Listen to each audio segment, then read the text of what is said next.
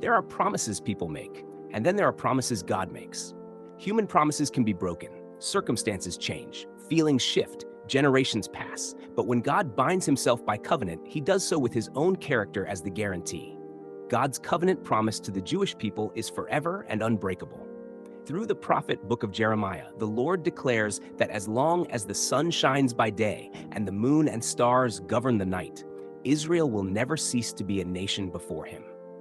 And centuries later, the Apostle Paul confirms this in Epistle to the Romans chapter 11, declaring that God's gifts and calling are irrevocable. This is not just theology. This is about the faithfulness of God.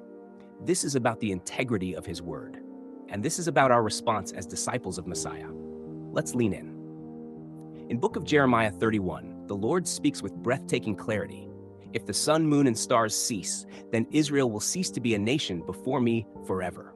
In other words, look up. Is the sun still rising? Do the stars still shine? Then God's covenant still stands. Notice what God ties his promise to. Not Israel's performance, not Israel's obedience, not Israel's political strength, but the fixed order of creation itself. The same God who ordained the laws of the cosmos has ordained his covenant with Israel. He even goes further. If the sky can be measured and the foundations of the earth searched out, then I will reject Israel for all they have done. That's staggering. God is not blind to Israel's sin. He says plainly, for all they have done. Yet his covenant commitment transcends their failure. That is grace rooted in covenant faithfulness. Now, fast forward to the New Testament. In Epistle to the Romans 11, Paul addresses the same question. Has God rejected his people? His answer? Absolutely not. Paul says that with respect to the gospel, many in Israel are currently opposed, but with respect to being chosen, they are loved for the sake of the patriarchs. Why? Because God's free gifts and his calling are irrevocable. Irrevocable, not temporary, not conditional on human perfection, not subject to cancellation. If God could permanently reject Israel, then every believer should tremble, because the same God who made covenant with Abraham has made covenant with us through Messiah. If he breaks one, what secures the other? But the unbreakable covenant with Israel is actually a testimony to us.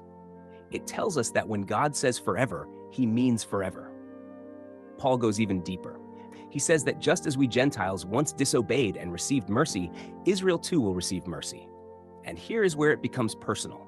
We are called to show Israel mercy, not arrogance, not replacement, not indifference, mercy. And Paul says something striking.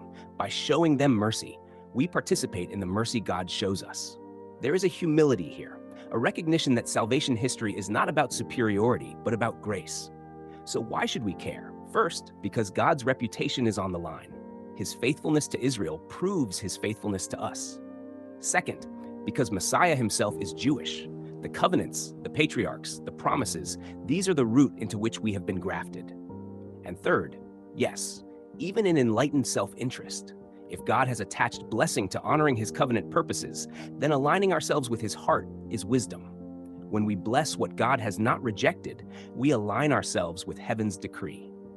Look at the sky tonight. The same sun that rose in Jeremiah's day rises now. The same stars that shone over Abraham still burn in the heavens. They are silent witnesses that God keeps his word, and if he keeps his word to Israel, he will keep his word to you. His covenant faithfulness is not fragile. It is anchored in his eternal character. So let us be people who trust his promises. Let us be people who honor his covenant purposes, and let us be people who extend mercy, because we ourselves live by mercy. For the God who called Israel is the same God who called us, and his calling is irrevocable.